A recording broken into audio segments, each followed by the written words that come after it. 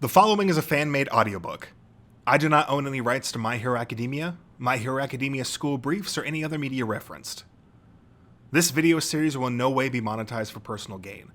Please support the official release. My Hero Academia School Briefs, Volume 4, Part 3, Romeo and Juliet, and the Return of the Prisoner King of Azkabum. Attention all, the show is about to begin. Class 1B proudly presents Romeo and Juliet, and the Return of the Prisoner King of Azkabum. At the sound of the echoing buzzer and announcement, a hush fell over the performance space. The lights dimmed and the curtain concealing the stage began to raise slightly. The darkness and quiet lingered, just long enough to get the audience excited, before the stage lights slammed on. Class 1B's play had begun. Ah, what a bracing morning! The sun has awoken from its slumber and now brings light to my beautiful kingdom of Gondor. Garbed in an ornate prince costume, Naito Monoma projected his opening lines from a castle balcony. Hearing their cue, Nirangenki Shoda and Yosetsu Awaze stepped through a facsimile of a door and appeared behind Monoma. Prince Romeo, exposing yourself to the elements in such light garb is just begging to catch cold, said Shoda. And when that happens, it'll be us, your retainers, who will be feeling the king's wrath, added Awaze. Monoma glanced toward the pair, who wore simple shirts and pants befitting their roles as humble retainers. My dear Froyo and Samwise, ha ha ha ha, worry not about my father and his temper. I will always be here to protect you, so you really needn't scold. Our deep friendship surpasses all notion of class and station, does it not? Why, we three bosom buddies snuck down to a tavern of ill repute for some fun last night. But Prince Romeo, said Shoda, if word of our escapades reaches the wrong ears, our very necks could be on the line. You wanted to see how the lower class live. And, well, you very nearly coerced us into guiding you to town, said Awaze. Then we are accomplices, not merely friends, but partners in crime, whose fates are tied to one another. Ha ha ha ha, said Monoma, his booming laugh earning a few smiles from the audience. Hidden in the wings off stage left, stage director Juzo Honanuki observed the reaction and sighed in relief. Let's keep this up. The stage director was responsible for everything surrounding the production. As the one with the most critical behind-the-scenes role, the director had to comprehend every last detail of the play, be aware of every moving cog, and maintain a composed mindset at all times. Though Romeo and Juliet and the Return of the Prisoner King of Azkabum was fundamentally a vehicle for Monoma, its script and planning had been put together by the entire class. Without both the on-stage cast and the off-stage crew, there would be no play. Deeper in the wings, the narrow space was filled with additional set pieces, props, and costumes. Watching the stage was the crew members, as well as performers, waiting for their moment to step out of the shadows. But, well, the prince is supposed to be a decent guy, right? That's how we wrote it, and that's how he's playing it, but when I see Monoma out there, I can't help but think that this character's totally a dirty, rotten schemer. And because I know him in real life, said Sen Kaibara, the director's assistant. Too true, agreed Kosei Tsuburuaba, a stagehand. So we ain't holding anything back. Nothing wrong with that, boomed Tetsu at his usual unreasonable volume, despite an earlier warning about backstage etiquette. Quiet, Tetsu, shot back everyone in unison. Sorry about that, said Tetsu just as loudly. He clapped his hands over his mouth. Why don't you wear your mask until it's time to go out there, suggested Honanuki, hoping that Tetsu might be more inclined to use his indoor voice if his face was covered. The latter was playing the part of Romeo's fated foil, Count Paris, and wasn't due on stage for quite a while. No need, dude. What kind of man can't keep quiet when he's told to, huh? Said Tetsu in his loudest possible whisper. Please, begged Honanuki. Kinoko Komori, who could have easily been mistaken for an actress given her frilly costume and gaudy makeup, gave a bemused laugh. Monoma sure was born for the limelight. Prop master Shihei Kurori stared at Komori from the darkness of the wing. Instead of speaking up, He clutched an ancient-looking piece of paper and whispered to himself, "Perpetual darkness is my limelight." If ever there was someone who fed on attention and shone all the brighter for it, it was Monoma. Which is why it raised his hackles whenever Class A made headlines without even trying. They were always stealing the proverbial show, and that was something Monoma wouldn't stand for, given his love of his own Class B. Glory seekers like Monoma tended to stand tall and unashamed, always performing instinctual mental calculations about how to win over their audience through moving words and stirring actions. In this sense, it was no wonder that Monoma seemed so in his element on the stage. "Now then, I shall greet my father this morning," said Monoma as he walked off stage left. "Great start out there," said Hononuki.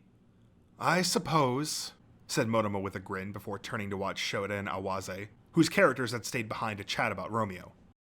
"Our prince has got some wrinkles to iron out, hasn't he?" said Shota as Froyo. "And to think, they're about to send out the royal notice declaring him the official successor to the throne of Gondor. The common folk do feel a kinship with him. What with him being so down to earth, but ruling over the whole kingdom sounds like a bit too much at his age," said Awaze as Samwise. "It's a good thing our king is still in good health, I say.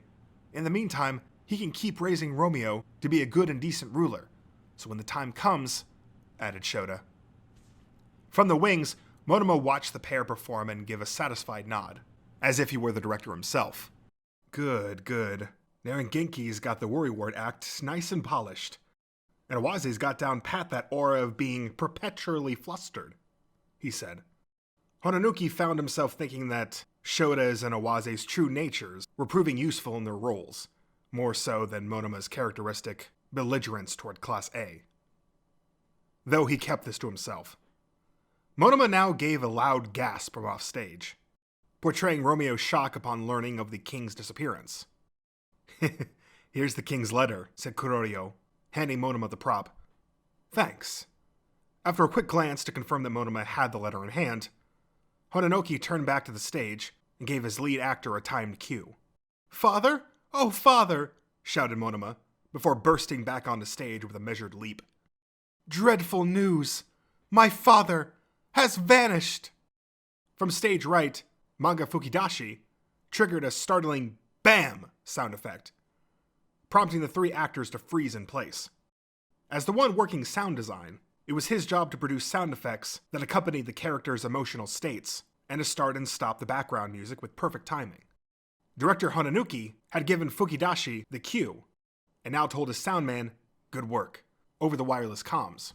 "Would be easier if I could just use my quirk, but whatever," replied Fukidashi, not actually sounding all that resentful.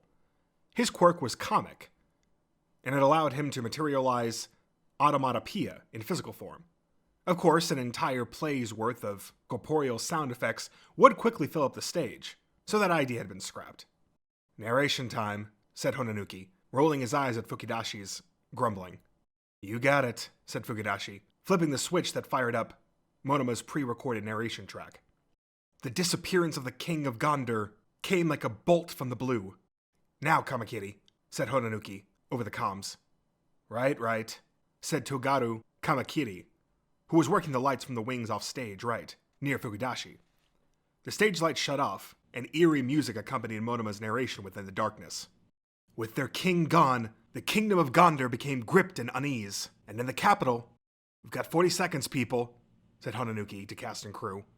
The three actors dashed off stage left for a rapid costume change, as their characters were about to begin a journey. "Over here, Monoma," said Komori, and she and the others with free hands helped the actors make the quick switch.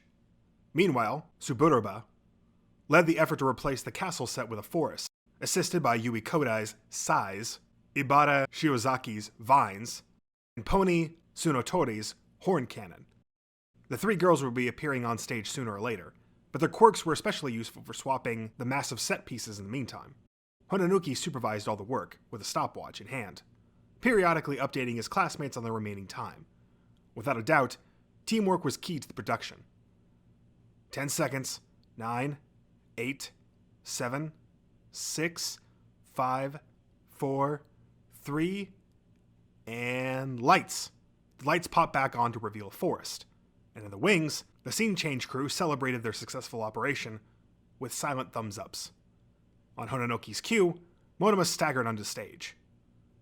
Without their king, the people of Gondor suffered.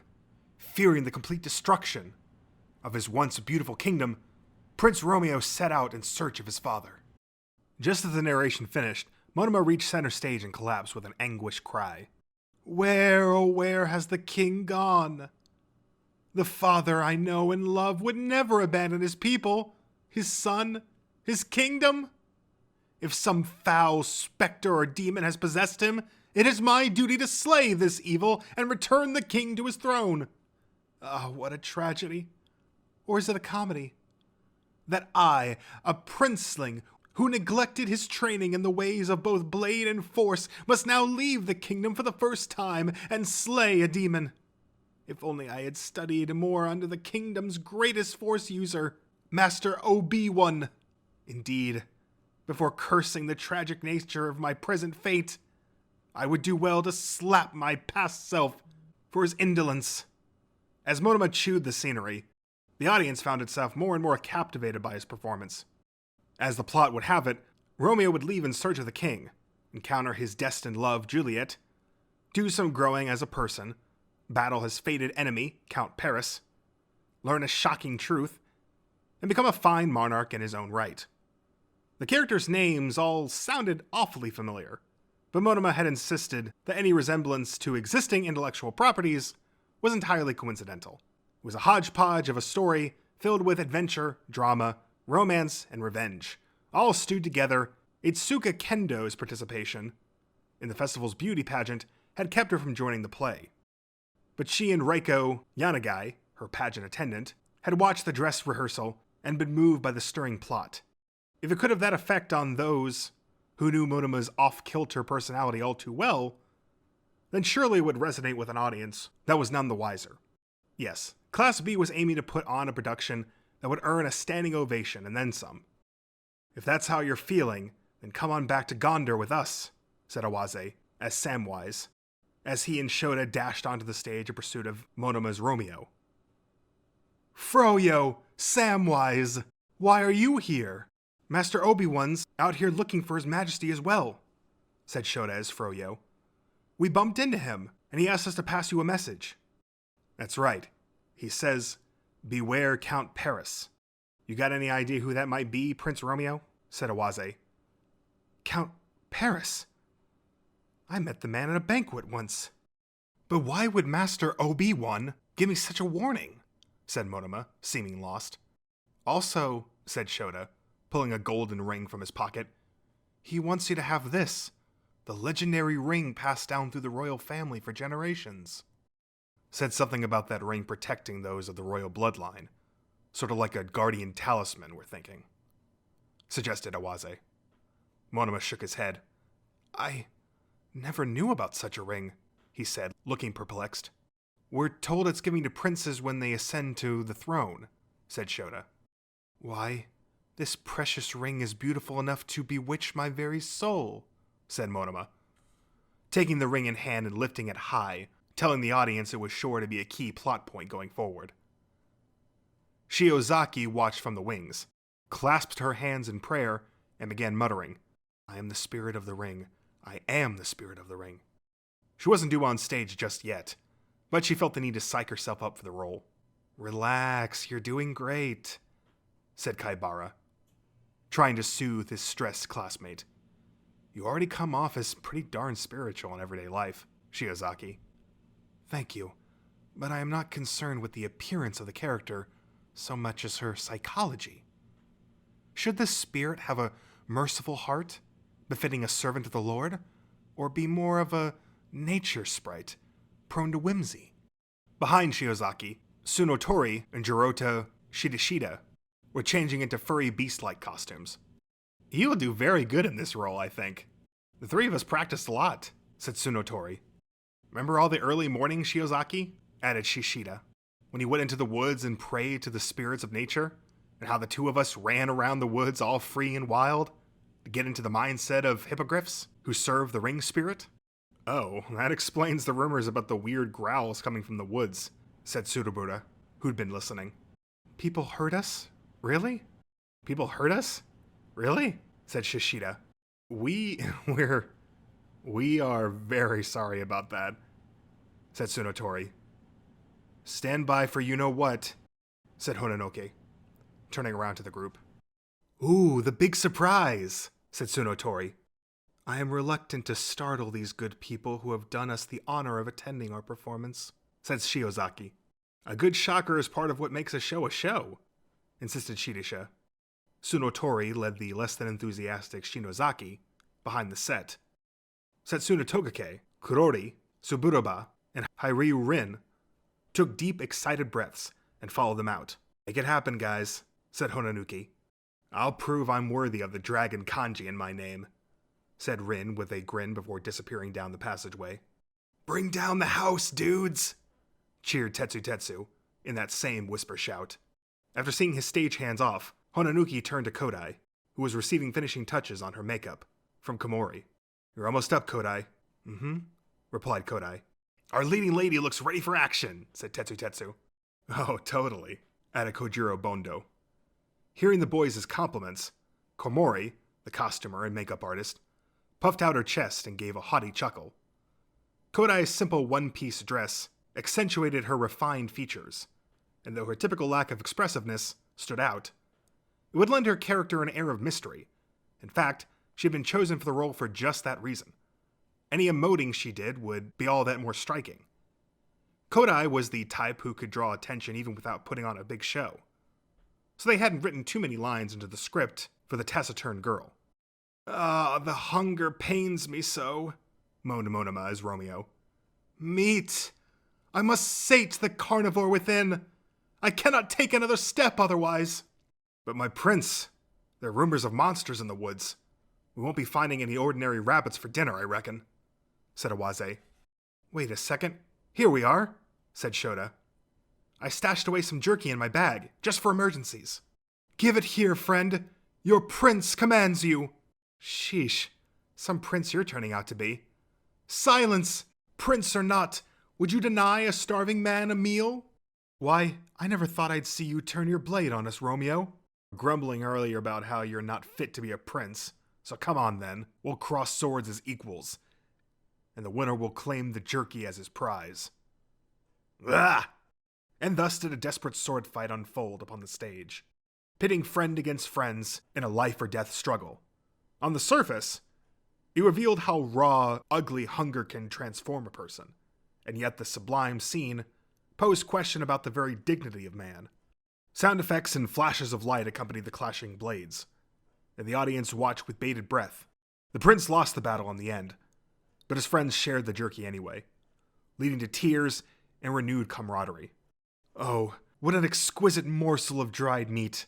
Even the delicacies of Gondar, grilled spring breeze robin, and rare gator hangnail steak cannot compare. Friends, won't you forgive me for my foolishness? Said Monoma. We won't, replied Shota. Huh?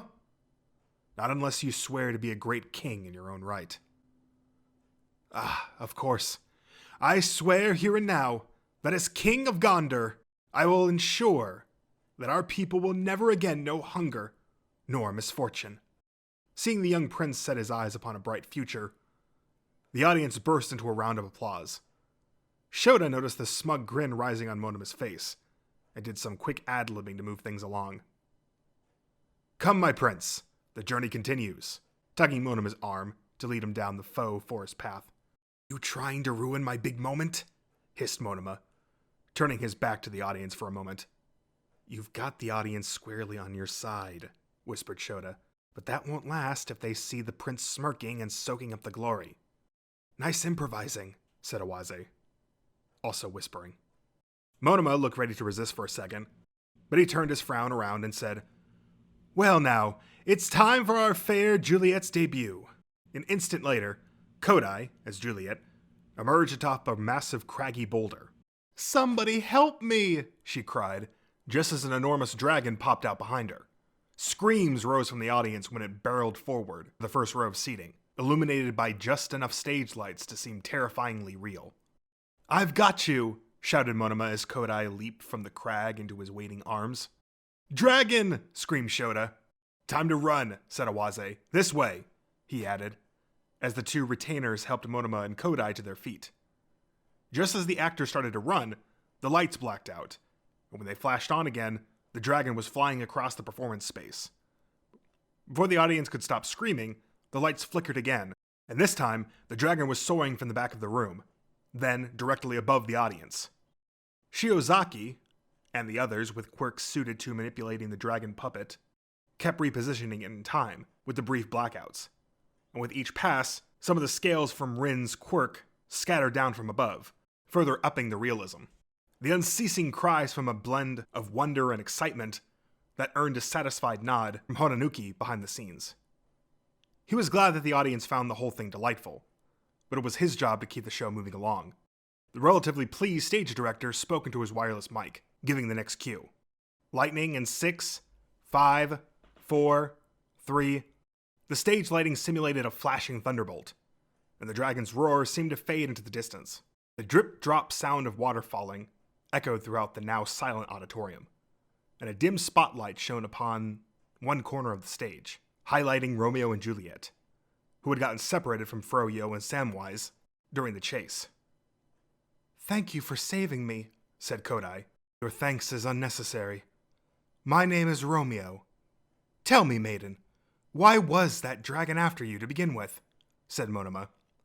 A pause. Kodai said nothing. You do not wish to say? Very well. But if nothing else, tell me your name. Juliet. I rejoice upon hearing it. From now I am no longer ignorant of the name given to the world's most beautiful creature. Watching the pair stare into each other's eyes, Tetsu couldn't hold back. That's our Monoma, managing that embarrassing sappy line with a straight face. I love a good romance, said Komori, blushing something fierce, just as the dragon wrangling crew crept back into the wings. Meanwhile, on stage, Monoma's Romeo came to a sudden realization. Juliet. Why, you couldn't be Princess Juliet of the Kingdom of Rohan, longtime enemy of the fair Gondor. Please, Juliet, say it is not so. Kodai nodded curtly, and Monoma's shock was accompanied by a bit of tragic background music and a sharp spotlight that tracked him as he staggered to center stage. Juliet. Oh, Juliet. Wherefore art thou, Juliet? Have the gods no mercy in their hearts to make the rival princess my first love? I curse you, foul gods! Do you delight in rending my heart to shreds? Damnable gods! Would you see all the lovers of this world thrown into hell? Go on, burn the very notion of love to cinders. The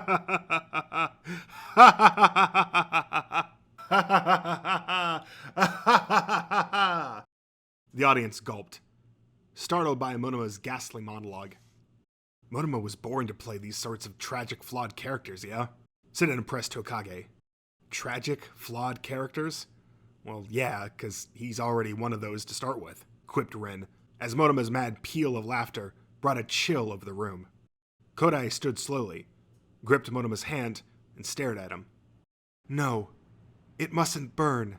Those words seemed to quell the boy's raging heart, and the audience was smitten. Indeed, I was ignorant, but I know now there are no gods in this world. Only angels, he said, almost reverent. Monoma continued, now whispering softly to Kodai. Your eyes, glimmering treasures, concealed eons prior within the dark pool of a cave. Your cold beauty shines, as does lapis lazuli, poised to steal my heart. Your raven hair, smooth as silk, while I find myself fearing it may meld into the darkness that envelops us and vanish from this earthly plane. Your ivory cheek invites my caressing hand, though I suspect I may then never have use of that hand again. Kodai stared wordlessly.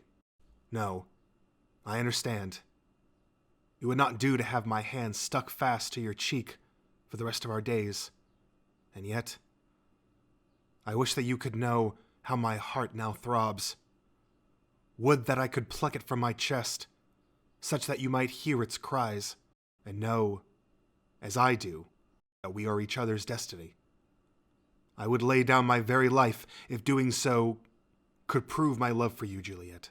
You may be the princess of the people I call enemy, but now I would. The ring fell from Monoma's pocket at that moment. But I am sworn to another quest. I must track down the king. How can I possibly choose? Wait. I deceive myself in speaking of choice, when there is in fact no cause to set either duty aside.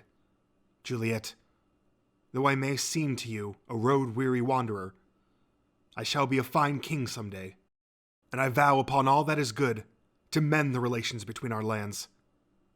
Yes, we shall be husband and wife, leading our people into an era of peace and prosperity. Won't you be my future queen? After an unbearably long pause, Kodai nodded.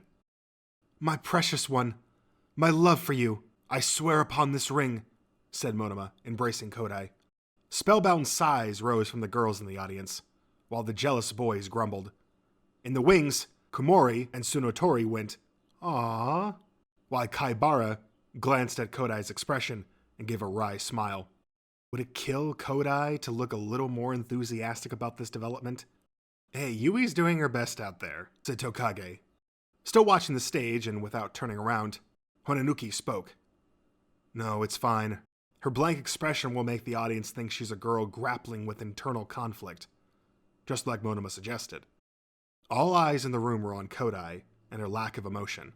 Monoma was more than willing to sacrifice the limelight for a moment, if it meant making his beloved Class B's production a success. Despite his questionable personality, he had gotten into UA High, which was proof enough of his talent and dedication. Shota and Awase ran up to the pair, reuniting the group at last, but the dazed look on Romeo's face put their characters ill at ease. Just about time for me to make more trouble, said Tetsu, donning a cloak and stepping toward Honanuki. This lovey-dovey moment is about to get wrecked. Make the audience hate your guts, man, said Kaibara. The other backstage boys cheered on Tetsu too, and on Honanuki's cue, he dashed out onto the stage, snatched up Kodai like a sudden gale, took a deep breath, and began to shout. I'll be taking back what's mine now. The audience was dumbfounded by the appearance of the unknown character now yelling in their faces. And so were Tetsu's classmates in the wings. Honanuki planted his hands in his palms and shook his head. This character's debut scene was meant to be silent and ominous, but Tetsu's frustration over having to keep his voice down the whole time had finally boiled over and been unleashed. Who is this now? Prince Romeo of Gondar? He roared. It's you, Count Paris. But why? How? Give me back my Juliet, shot back Monoma, before turning his back to the audience and switching to a furious whisper. What are you supposed to be? You sound like a local shopkeeper who's caught a kid shoplifting. Dial it back. Taking the criticism to heart, Tetsu made an expression that seemed to say, oh crap, and then switched to the grimmest face he could muster. We will meet again, he said as quietly as he'd been in the wings, having overcorrected. Murmurs of, huh? What'd he say? Rose from the audience, and Tetsu's classmates off stage all hung their heads. Honanuki calmly glanced up at the catwalk above the stage and gave the waiting Shishida a cue. With Kodai under one arm, Tetsu used his other hand to grab a dangling rope, all but invisible to the audience. As he rose into the air, Monoma shouted, We'll meet again? What on earth does that mean? No! Juliet! Sorry, guys, said a gloomy Tetsu back in the wings. Don't sweat it. You'll get the volume right next time. On stage, Romeo, who wanted to pursue Juliet, was at odds with Froyo and Samwise, who thought that searching for the king took precedent. Did Master OB1 ever speak of her? And why would Count Paris kidnap fair Juliet? This is no time for arguing. I must rescue her. We know how you feel, Prince Romeo, said Shota. But as our prince, your main duty is to find His Majesty the King. You know how I feel? How could you know? I may be a prince, but first and foremost, I am a man. One who can ill abandon the woman he loves. Once Juliet is back by my side, our quest will resume. I do not ask you to understand. No. Farewell. I must walk this path alone. With that, Monoma dashed off stage right, and the retainers cried, "Prince Romeo!" in unison. Shota then heard a strange commotion from stage left, but he quickly regained his focus. "Thus did Prince Romeo chase after his beloved Juliet," came Monoma's narration. Shota and Owaze ran off stage left and breathed satisfied sighs of relief, knowing that their characters wouldn't show up again until the climax of the show. "This is unusable," said a flustered Hononoke. The two actors moved towards the chattering backstage group to find out what had happened. Kurorio held a white clod of something or other, with silver fragments poking out here and there. "What's that?" asked Owaze. "It's what's left of one of the prop's swords," explained Kaibara. An upcoming scene would feature Space Warrior Rei, played by Togake, and her Space Trooper, played by Rin, who were supposed to be wielding saber blades. When one of the swords had broken backstage, Bondo had offered to use his Semidine quirk to repair it, but a sudden sneeze on his part had ended up discharging more glue than planned. When Tetsu had rushed over to help, he'd gotten tripped up by a gluey glob on the floor, and activated his steel quirk on instinct, and had fallen directly onto the already broken sword, crushing it further. The others had done their best to repair it, but the former sword now resembled an avant-garde sculpture. If Bakugo, Kirishima, or Kaminari had been present, they might have been reminded of Shiketsuhai's Seiji Shishikura, whose odd quirk could turn people into misshapen meatballs. Unlike Shishikura's meatballs, though, the ball of glue and silver would never be whole again, and they had no replacement on hand. "What now?" said Tokage in a panic. "Can we manage without it?" "The saber battle has to happen. We'll just find something that can substitute for the sword," said the ever-composed Hononoke. "You got it," said Kaibara, racing off with Kurorio. There were spare swords attached to Shota's and Owaze's hips, but everyone was too flustered to notice. They could hardly be blamed, as this was Class B's first stage production. "Juliet, wherefore hast thou been kidnapped, my Juliet?" Just as Monoma was starting to wonder why Togake and Rin hadn't shown up on cue, he caught a glimpse of Hononoke in the wings, making a gesture that implied, "Vamp and buy us some time." What could have happened back there? "I'll do what I can." "Oh, Juliet," said Monoma ad-libbing. "Merely speaking your name fills me with the strength to go on.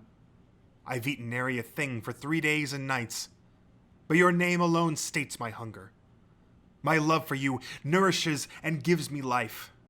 I've no need for the many culinary specialities of Gondar, such as sugared poto potato with tomato jelly, or appealing river banana wraps, or shorthorn beef with sauce from between a goblin's teeth, or stewed weasel served on an easel, or soft-shelled turtle stuffed in giant tortoise turducken, or gaping jaguar cutlets over jasmine rice, or the horns of 1.5 long-eared giraffes, or lion tail deep fried in main grease, or cookies shaped like a baby elephant's kneecaps, or midnight pasta with inky splats from a black-hearted bat, or even sluggish, short-lived were-puppy soup.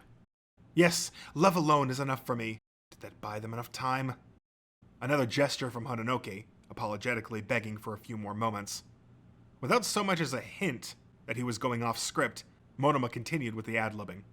"My Juliet, your kingdom of Rohan prefers seafood, yes? Your large subterranean lake delivers all manner of aquatic delicacies to your plate, such as crusty crustacean corn cakes, which they say leave the lucky diner grinning for days on end. Why, just imagining such a dish brings a smile to my weary face. Have you ever partaken, Juliet? We ought to share those crusty cakes and enjoy a lifetime of smiles. Rohan is also known for the tuna triple down, yes? 3 helpings of white rice sandwiched between 3 whole fish, said to extend one's life for 3 years if eaten in utter solitude over the course of 3 days. A fish I would feed my father if given the chance." Gosh, finally. What took them so long? Monoma caught the okay gesture from Hononuki. and went over the next scene in his mind. Tokage and Rin are about to show up as spacefaring survivors of the rebellious alliance. As Romeo, he looked up and gasped. "What manner of craft is that?" he screamed. A metallic humming sound accompanied a UFO in the process of crash landing. Monoma's Romeo approached in trepidation, and the spaceship door burst open. "Are you okay, Rei?" asked Rin, dressed like a space soldier. Tokage, as Rei, said, "Yeah," but flinched at the sight of Monoma. "Damn, this scout beat us here. How far would the Star Empire go to mess with us?" "Die, Imperial dog!" shouted Rin. "Wait, I haven't the faintest idea who you are," shot back Monoma. They were coming up on another sword fight, a key scene that would show how much Prince Romeo had grown since his stunning loss at the Battle of Jerky. This was a fight they'd rehearsed over and over, and the final product was sure to show the fruits of their efforts. "Shut your mouth," said Tokage. "Long live space democracy!" Tokage comes to me first, then Rin, with an immediate follow-up. I dodged them both by a hair's breadth, and Monoma spotted the weapons that Tokage and Rin had pulled from behind their backs, with gusto. "Why baseball bats?" he said, forgetting he was on stage for a moment. Surely enough, they were wielding a pair of metal baseball bats, as if they were swords. The audience members close enough to see had some confused comments as well, which helped Monoma snap back into character. He spotted another gesture from Honanuki, a combination of sorry and go on, go on. Apparently, Kurorio and Kaibara had borrowed the replacement weapons from a class that was running batting cages during the festival. "The swords broke, we had no choice," hissed Tokage. "We just gotta make do," whispered Rin. "No choice, I suppose," replied Monoma, bracing himself and shifting into a battle stance. As the trio traded blows, Monoma pretended to be beaten back. "What fearsome blades, unlike any known to these lands. Are these the renowned saber blades?" The bat-wielding duo might have come off like a couple of downtown street punks, but Monoma's quick, improvised exposition transformed them back into members of the rebellious alliance, equipped with high-tech swords that just happened to resemble earthly baseball bats. Off on stage right, Fukudashi ramped up the action-packed sound effects, and Kamakiri did his best to dazzle the audience with flashing lights. "I think the audience bought it," said Honanuki. The rest of the panic backstage crew felt some of the tension leave the air. "Thank God for Monoma." "Monoma, we should have a midnight banquet in honor of your courage," added Kurorio, though neither boy would have uttered those words of appreciation to Monoma's face. To the classmates in the wings, the sword fight on stage started to take on the air of desperation. But for the audience, this only translated as fierce intensity. "Kurorio, did you happen to know where the ring is?" asked Shiozaki. "Huh? The big one? It should be right over here," said Kurorio, walking to the table covered in props. Failing to find the ring in question, he said, "I swear it was just here." Honanuki and the others noticed and asked what was wrong. "The ring we're about to use. I left it on the table and now it's gone," explained Kurio.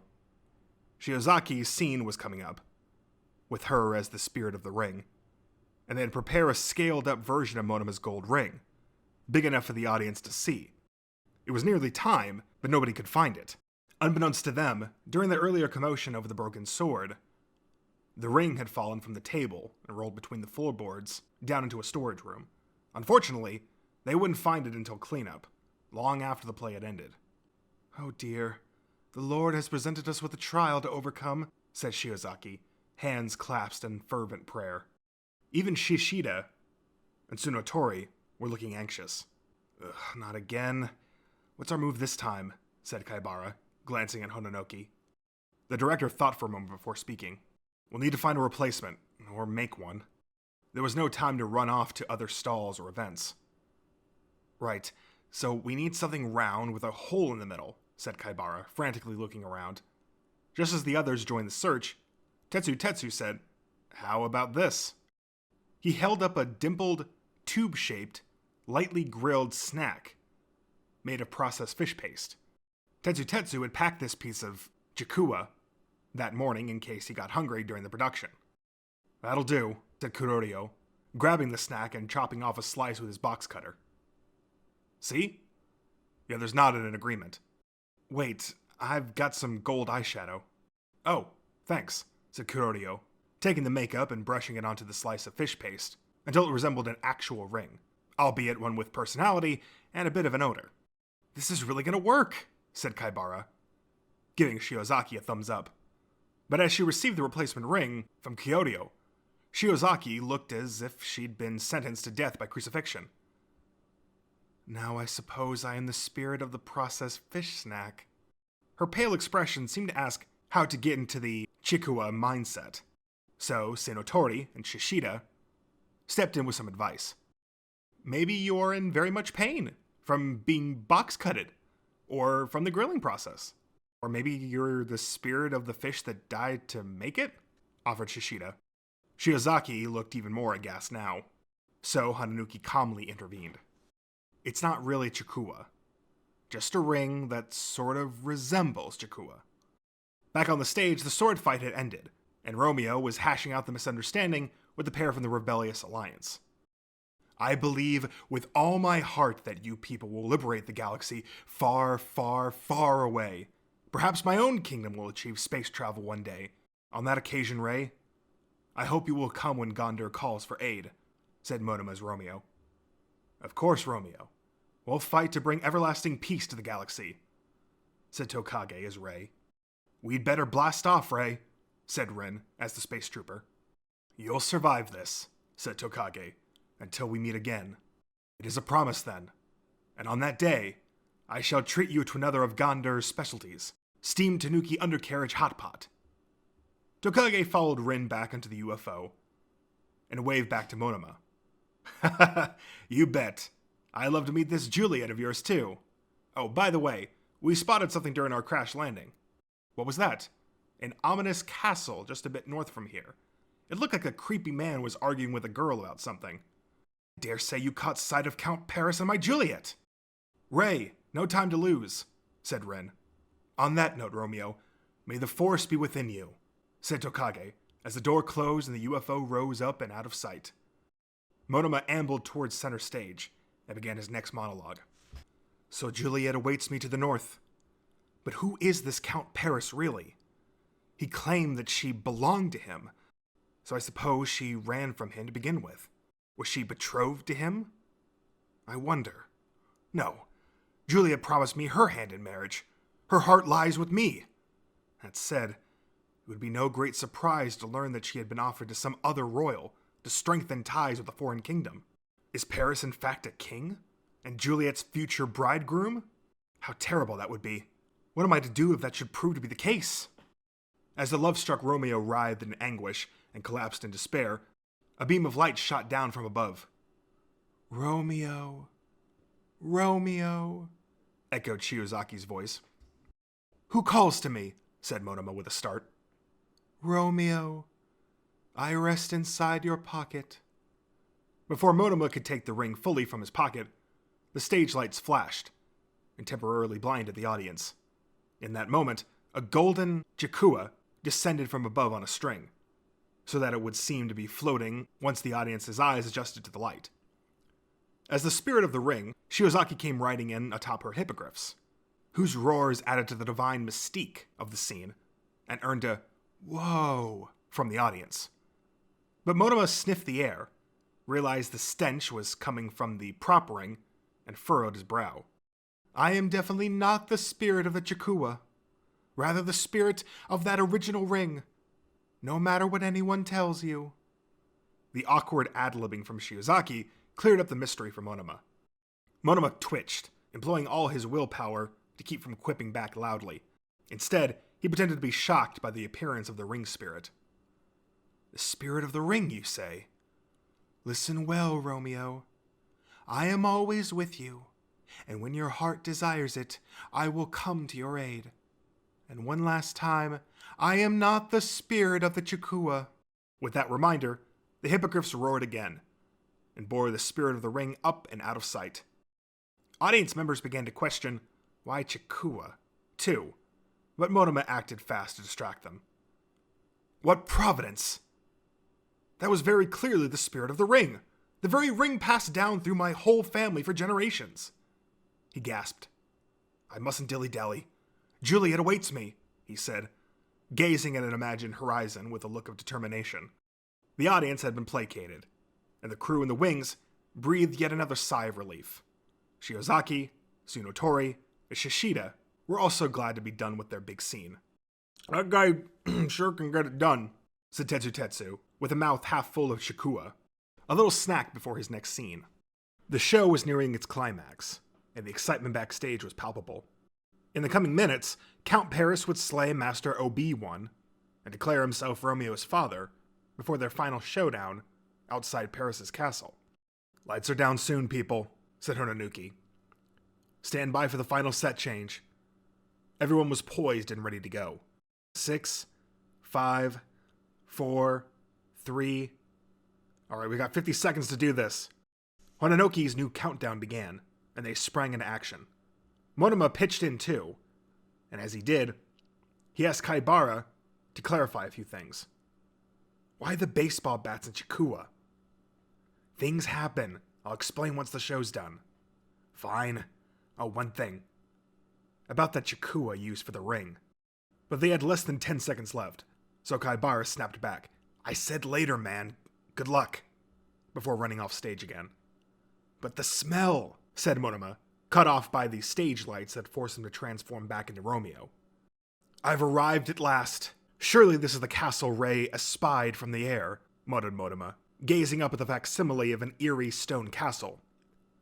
With this last set change completed, the backstage crew members were already in a celebratory mood, along with the actors who'd finished their final scenes. Despite this, Hononuki maintained his composure and prepared to give his final cues. We've still got the mid-air battle. Stand by, everyone, prompting the crew to scurry off to their posts. Guys, muttered an uncharacteristically nervous Tetsu in an unusually low voice. It went fine during rehearsal, so don't worry. Get out there and give it your all, but not quite at max volume, okay? Added Kodai with a reassuring nod. Yeah, I'll nail it just right this time, said Tetsu, nodding back. On Hononoki's cue, Tetsu strode out onto stage. Remembering Monoma's tips during rehearsal, he paused just long enough to draw the audience in, before speaking in a low, gravelly voice. What's this? An uninvited guest who still shows up late? You kept me waiting, Prince Romeo. Great, that's perfect. Monoma gave a small smile and a nod to Tetsu's performance, before slipping back into his own role. I should have known you were the creepy man, Count Paris. Where's Juliet? I'm free to do whatever I so choose with my property, boy. You refuse to release her? Then I will reclaim my love by force! Ah! Monoma lunged at Tetsu, but a swift kick from the villainous Count Paris sent brave Romeo tumbling backward. This man is no slouch, said Monoma, putting on his best shocked face. Stand back, Romeo. I shall engage this one in battle, came a voice from behind. It's you, Master OB1. OB1, played by Bondo, had shown up on the scene with Froyo and Samwise in tow. OB1 appeared before us during our search for the king, explained Shota. There's something you really need to know, Prince Romeo. Romeo, said Bondo.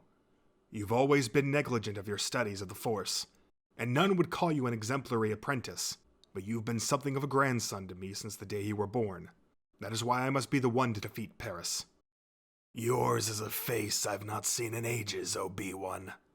But you will not be rejoicing at this little reunion when I send you to your doom, said Tetsu.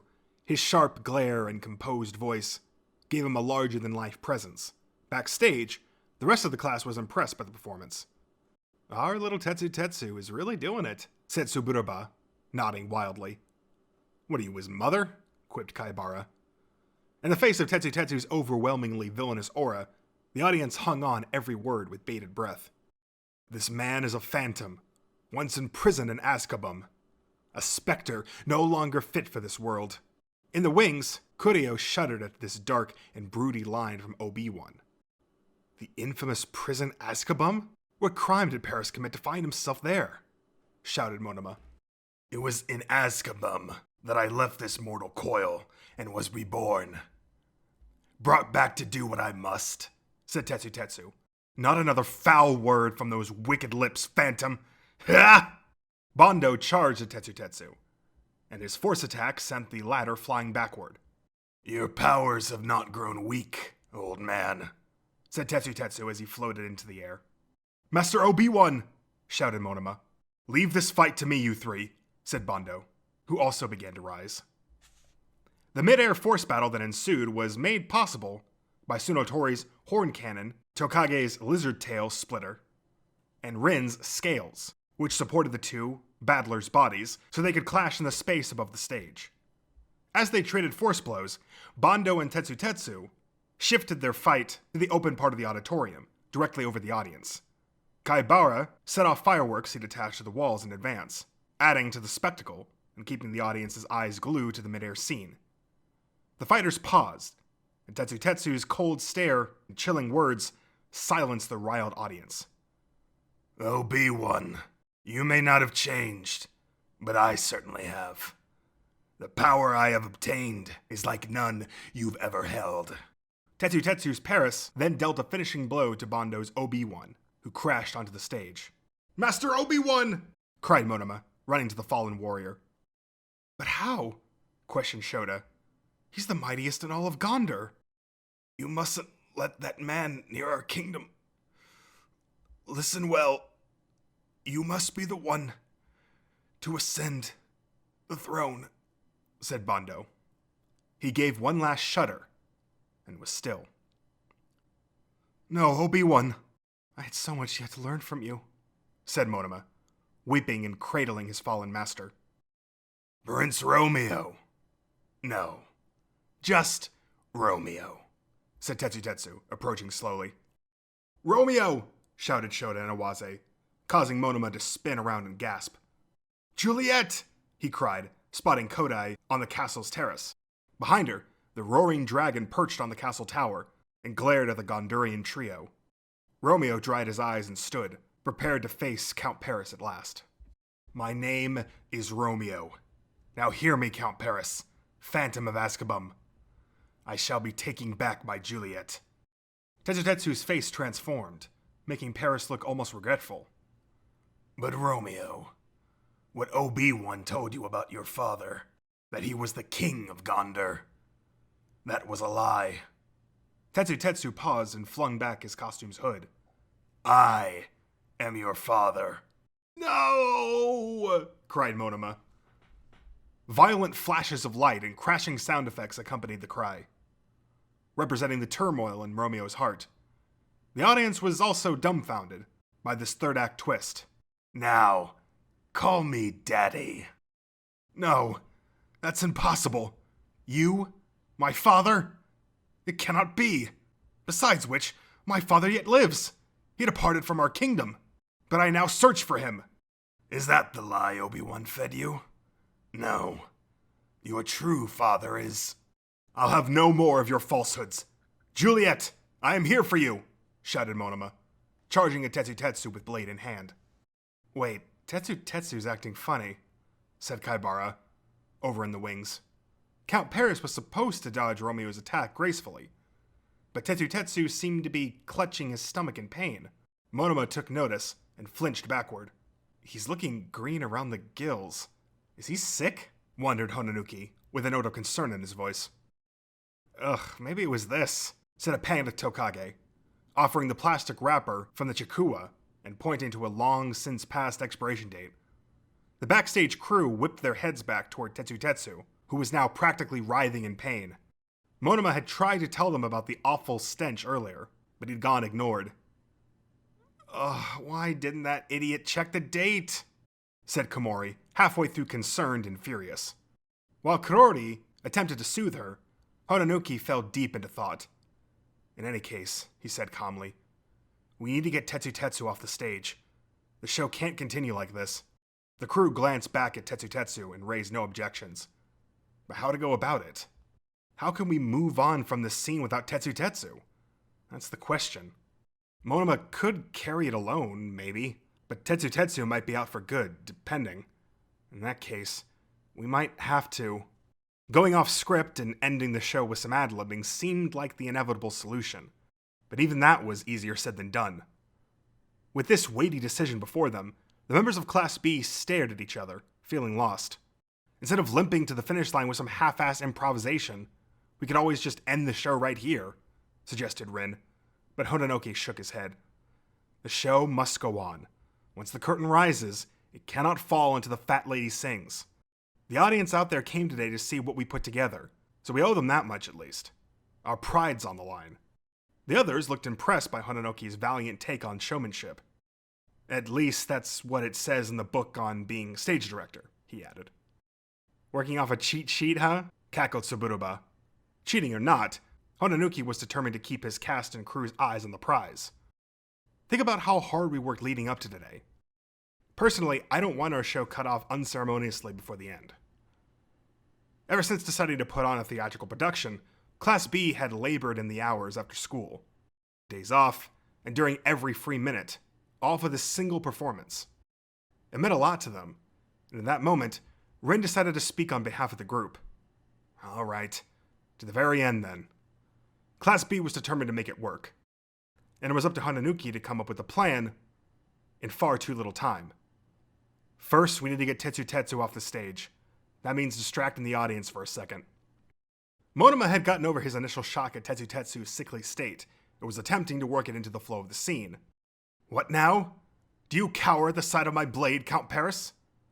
Shota and Awaze were still dumbstruck. All they knew was that Tetsu wouldn't be doing any more acting at the moment. Monoma glimpsed Honanoki off stage left, and just as he got the gist of the plan, lightning flashed, thunder roared, and the dragon took flight over the audience. While the crowd was busy screaming, one of Tsunotori's floating horns caught Tetsu by his cloak and ferried him off stage. Within seconds, Kaibara was dashing out from stage left, wearing that very same cloak. I'm filling in, maybe until the very end, depending on how Tetsu's feeling, whispered Kaibara stiffly, unable to hide his nerves over being chosen as an impromptu understudy. He was closest in height to Tetsu, and he had memorized the entire script. Will you be okay? Asked a concerned Shota. Oh, sure. Not like my heart's about to leap out of my throat, said Kaibara through gritted teeth. If it does, I'll pick it up and shove it right back in, said Monoma. This is the climax of the entire show, so it's do or die. Be sure to make it good and dramatic, yes? It's time for Class B to prove its mettle. Between flashes of the stage lights, Monoma turned toward Honanoki and nodded. The director nodded back and signaled for the crew to end the dragon's flight. Your pet dragon must realize its master's time is up, Count Paris. Now I will have satisfaction, said Monoma as he charged. Listen to me, Romeo, said Kaibara, managing to dodge. No, you've said enough.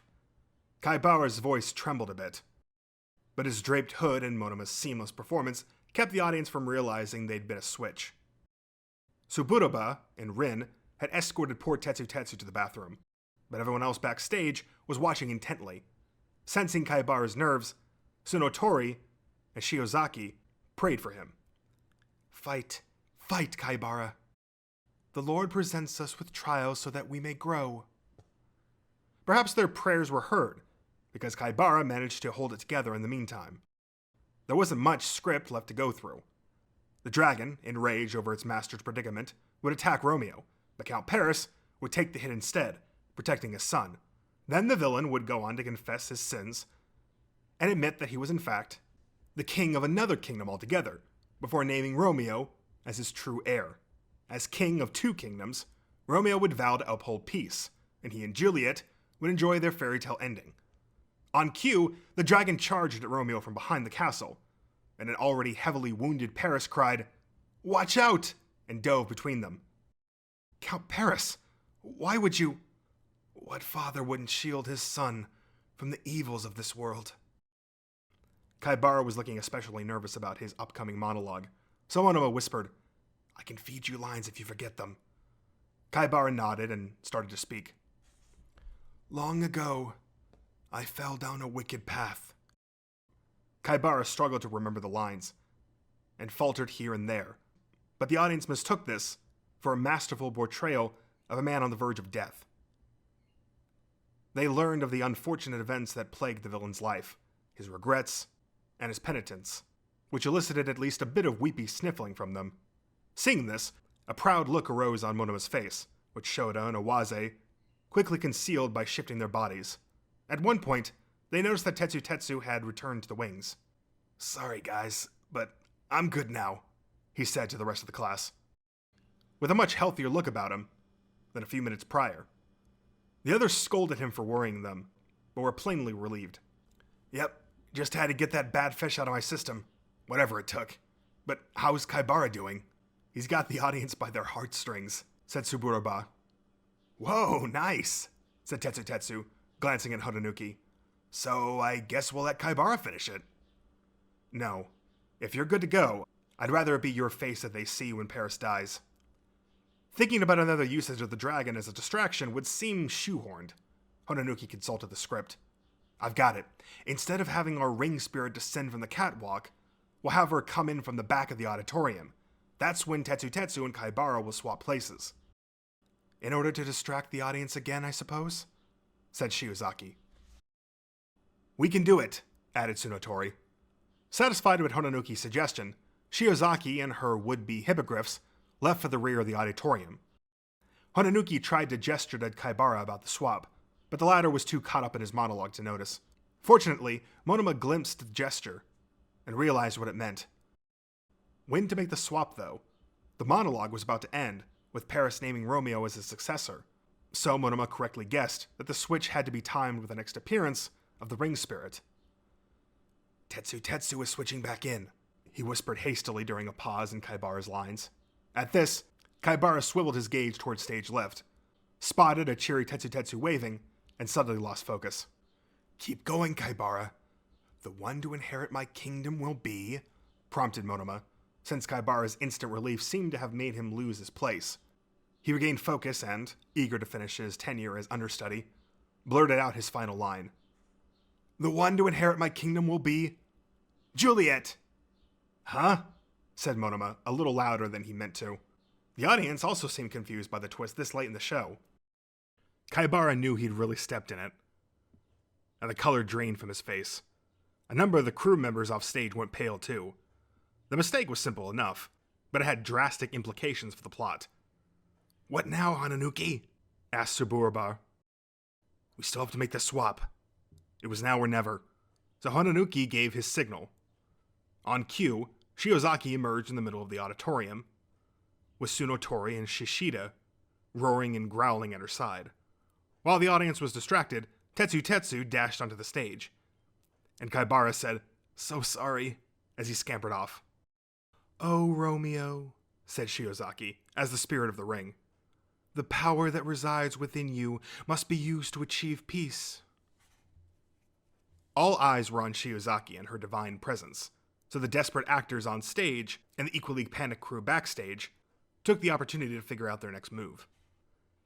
"Can we play it off as a joke? No, why would Paris crack a joke during the dramatic death scene? What do we do?" Monoma didn't have long to think, because the crowd started murmuring in excitement. He realized that they were staring at Kodai, who had descended from the castle's terrace and was now walking toward him. Juliet? Kodai walked right past the stunned Monoma and grabbed the sword sheathed in Shoda's waist. Not a soul in the room could have expected what she would say when she turned and pointed the blade at Monoma. "I challenge you to battle for the right to the throne." "Huh?" Seeing everyone so desperate, Kodai had been inspired to improvise. "Why, Yui, why?" said Tokage, off stage left. "A duel? What the heck?" said Suburoba. But the offstage crew could run out to assist in any way. The cast was on its own, a fact that Tetsu was painfully aware of. "The truth is, you two are half-siblings. I named Juliet my heir, but if she, seeks to win her throne in combat, so be it. The winner will inherit the crown and, rule in my stead." "Huh?" gasped Monoma, indignant that their carefully crafted plot had been totally upended. But Kodai shifted into a battle stance, showing no signs of backing down. Off to the side, Awase and Shoda realized that they had to follow the story where Kodai had taken it. It's looking like Juliet means business. You gotta stand up and fight, Prince, said Awaze. The future of Gondor rests on your shoulders, said Shota. Very well. We will duel, sister. Indeed, brother. Forced into impromptu battle, Monoma picked up his sword and pointed it at Kodai. Hononuki and the crew stood by in the wings, knowing they might have to leap into action at any moment to accommodate the improvisation. The sword fight began, and it was anyone's guess how it would end. What now? Should I win? Probably lose. More importantly, how do we bring this whole thing to a conclusion? Monoma's train of thought was cut off, since Kodai's swordplay quickly had him cornered. He bumped up against the castle, rocking the dragon puppet off balance, sending it toppling down toward Kodai. No! He dove forward to shield her, and the direct hit knocked him out like one of Kendo's chops. All eyes were on Kodai, wondering what she'd do next. Standing over the unconscious Monoma, she lifted her blade, turned, and brought it down across the dragon's neck. Fukudashi and Kamakiri were ready to provide some dramatic sound and light effects, in time with the action. My brother is avenged. Though Kodai's face remained expressionless, her voice was tinged with rage and grief. Human emotions are important tools for coexisting with one another, so despite Kodai's blank expression, monotone voice, and incomprehensible actions, human nature forced all those bearing witness to perceive the emotions that must be running through the character's head, effectively mobilizing their imaginations to fill in the gaps of the inexplicable. The audience saw what they wanted to see, and the rest of the class backstage were equally impressed. So Romeo sacrificed himself for her, and then she slayed the dragon that slayed him? Shroom! Even though she challenged him to a duel, she still loved her brother that much. But her voice, her eyes, they told the tale. That girl's a real thespian. A star is born. I think we just witnessed Yui's true awakening out there. The class found themselves relating to the characters they'd read about in comics, about the world of theater that they'd been passing around ever since they decided to put on a play. Meanwhile, Kodai walked to the center of the stage and surveyed the crowd. I vowed to build a kingdom, not my father's, not my brother's, one founded on the ideas of peace and hope, she said. At the valiant declaration, Tetsu forgot that his character was meant to have died. Rock on, Juliet! He cried. You have my sword, said Awaze as Samwise. And my sword, too, literally, said Shota as Froyo. With that, Kodai raised the blade into the air. We will march into the future, together. Seeing the birth of a new, gallant queen, the stunned audience began to clap, and the applause turned into a full-blown standing ovation, accompanied by a flood of cheers. The stage takes on a life of its own, and when a passionate, albeit slapdash, production meets an audience ready and willing to embrace the fantastic, the result is an explosion of inexplicable excitement and emotion. Still struggling to overcome his sheer shock, Hononuki managed to press the button to bring the curtain down. The instant the fringe hit the floor, the members in the wings burst out onto the stage. That was nuts, Yui! But you pulled it off! I had no clue how that was going to end. Is Monoma alive over there? As his classmates were congratulating each other and breathing sighs of relief, Monoma's eyes popped open, and he immediately asked, What happened? Well, after you got knocked out, started Hononuki.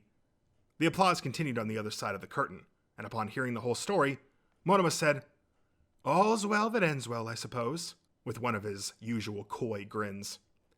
You're right about that, said Hononuki, sighing. The others clapped the director on the back and congratulated him on a job well done, which earned them a strained smile. But we've got one last job, he said, the curtain call.